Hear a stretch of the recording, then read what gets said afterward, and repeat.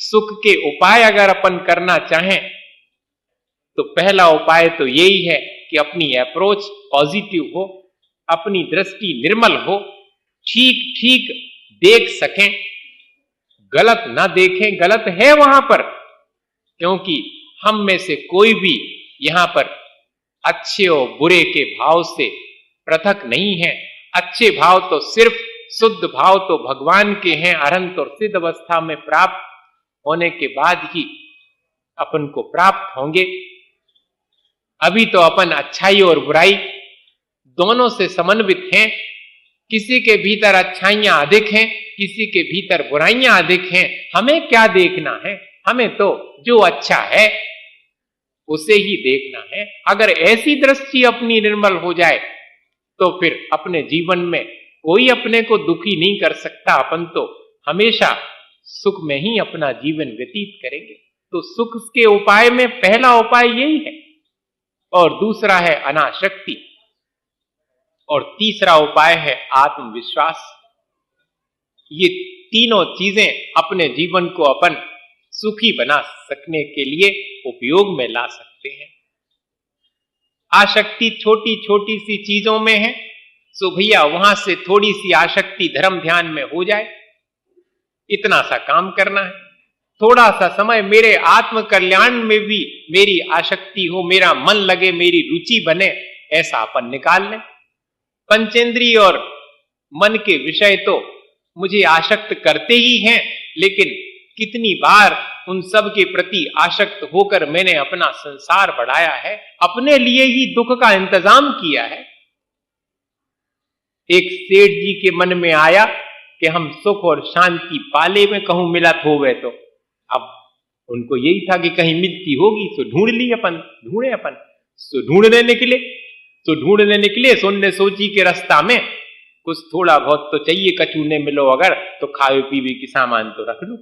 सुनने खावे पीवे को सामान तो कहां कहां तक रखें, खराब हो जाए। सो रुपया पैसा भी रखेंगे तो बहुत ज्यादा हो जाएंगे। सो हीरे जवाहरात एक छोटी सी पोटली में बांध करके पास में रख लाए कि जब जरूरत पड़े सो यही अपन खर्चा कर दें। और निकले सुख शांति पाने के लिए, ढूंढने के लिए। पोटली हाथ में और सुख शांति पाने निकले हैं। देखो विचार। सो सब में सबसे पूछे क्या भैया इतने सुख शांति देखी तुमने? कहूं सो सब गांव वाले के हैं कि भैया हम आए थे तो नहीं, हम आए थे नहीं रहते सुख शांति। तो सब में ढूंढते ढांढते एक गांव में पहुंचे। वहां गांव में एंटर होने लगे तो वहां पर पेड़ के नीचे एक बाबा जी बैठे थे। तो उनको लगा कि देखो गांव वाले से तो ये ज्यादा जानती होंगे, ये सब दुनिया में घूमे, इनको मालूम हुई कि कहां मिले। सो सीधे नहीं से पूछ ले में होता ही चले अपन, क्या को भटके। सो बाबा जी से जैसे ही पूछा कि बाबा जी सुख शांति कहां मिलेगी, मुझे बताएं, आपको तो मालूम होगा। सो बाबा जी ने क्षण भर को सेठ जी की तरफ देखा और उनके बाजू में रखी थी पोटली। सो उठाई पोटली और दौड़ लगा दी। अब बड़े मुश्किल में सेठ जी कि हम तो सुख शांति पूछ रहे थे और इनने हमारी पोटली उठाई और चल दिया। तो जे भी भागे उनके पीछे।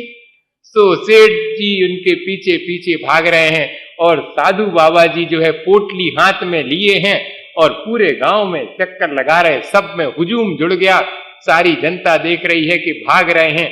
आगे आगे बाबा जी हैं, पीछे पीछे सेठ जी हैं, बाबा जी के हाथ में पोटली है। सो थोड़ी देर घूमते घामते भागते और बाबा जी आन करके पेड़ के नीचे फिर बैठ गए। सेठ जी बोले कि बाबा जी आपने बड़ा परेशान किया, आपने बड़ी अशांति करी। आप मेरी पोटली में तो आपसे इतने विनय से और पूछ रहा था कि सुख शांति कहां है, आपने मेरी पोटली उठाई और चल दिया। बोले नहीं, मैं तो तुम्हारी बात का जवाब दे रहा था कि अशांति और दुख का उपाय अपने साथ रख करके तुम सुख शांति चाहते हो और मेरे से पूछ रहे हो। तुम अपने हाथ में बताओ, ये पोटली रख करके ही दुख पा रहे हो, अशांति पा रहे हो।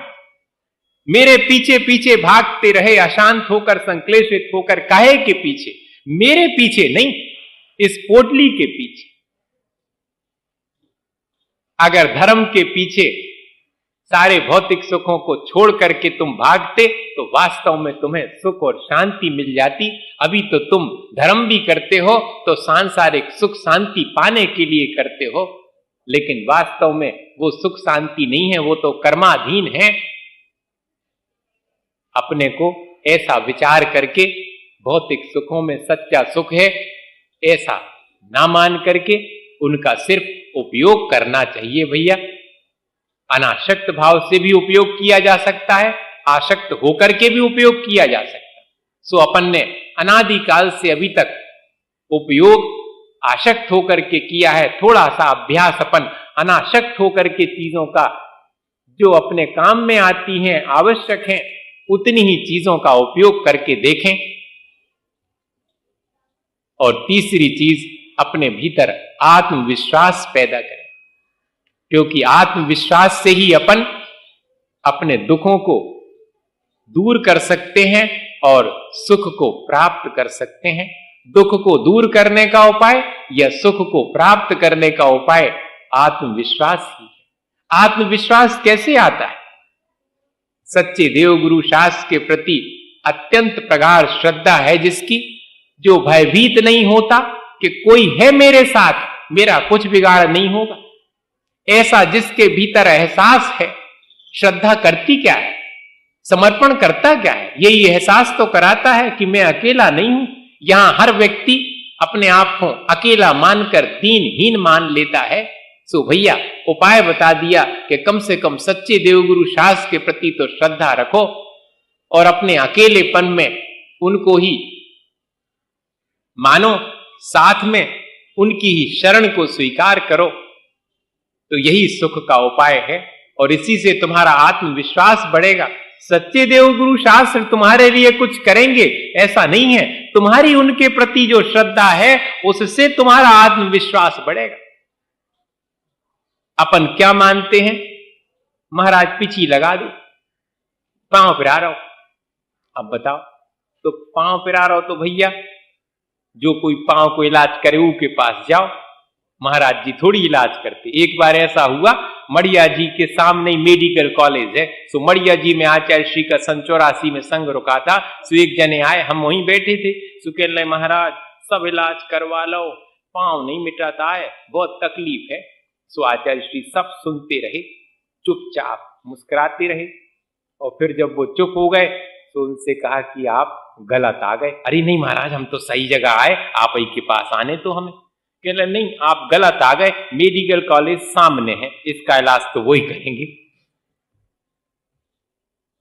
मैं तो सिर्फ जो आत्मा में विकार बैठे हुए हैं उनको कैसे दूर किया जाए ये बता सकते हैं। शरीर के विकारों को तो मेरे कर्मों के माध्यम से ही हुए हैं। जब मैं कर्म काटने का उपाय कर लूंगा तो बाकी जो आदि व्याधि हैं वो तो अपने आप ही शांत हो जाएंगी। अपन ऐसा विचार नहीं करते। अपने भीतर आत्मविश्वास नहीं हो पाता है कि मैं कर लूंगा,